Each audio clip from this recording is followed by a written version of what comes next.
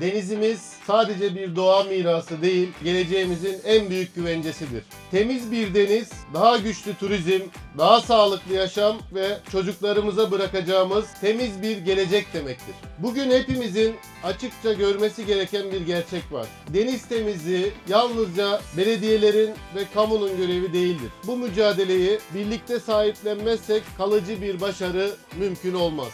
Sayın Valimizin de himayelerinde Antalya'da deniz hep temiz sloganıyla tüm Antalya kıyılarında ve dere yataklarında bir mücadele başlatıldı. 5 Haziran'da da bunun startı verilecek. Daha çok katılımcıyla, gönüllü bir şekilde hep birlikte buna destek verirsek geleceğimizi kurtarırız. Çocuklarımıza daha temiz bir deniz bırakırız. Destekleriniz için teşekkür ediyorum.